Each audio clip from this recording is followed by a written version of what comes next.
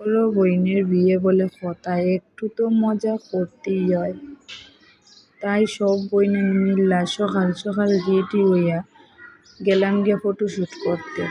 Photoshoot করলাম ইচ্ছা মতে। ফটোশ্যুট করার পরে এদিন আয়া আমরা আর কিচ্ছু করতে পারলাম না, কারণ এদিন তো আমরা ফটোশ্যুট করতে করতেই সময় গেছে গা।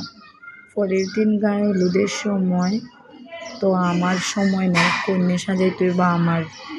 তো সকাল সকাল ঘুম থেকে উঠতে অন্যান্য কাজ কইরা প্রায় 4টার থেকে কন্যা সাজানি শুরু করলাম। তো কন্যা সাজিয়ে যে নিজে তো আর কিচ্ছু ধরতেই পারলাম না, বড় বোন মানে আনন্দ করতাম আসছিলাম, কিন্তু সাজাইতে সাজাইতে আমার বেল শেষ, আমি আর কোনো কিছুতেই উঠতে পারলাম না। আর তার পাখিতে আমি সাজতে সাজতে তারা প্রায় অনেকটা পর্বই শেষ করে লাইছে।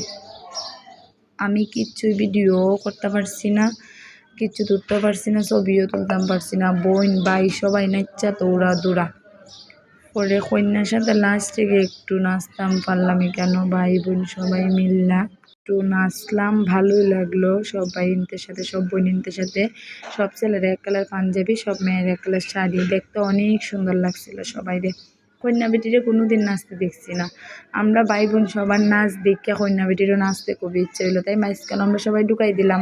ভাবলাম যে তুমি মাঝখানে নাচতে থাকো আর আমরা সবাই তোমার তালে তাল মিলাইয়া যাই। তো আমরা সবাই বইনের সাথে সাথে তালে তাল মিলে গেলাম। বইনও ইচ্ছা মতে নাচতে লাইলো। প্রথম দেখলাম বইনি এরকম নাচতে পারে, আমরা তো অবাক, সবাই নাচ জানে।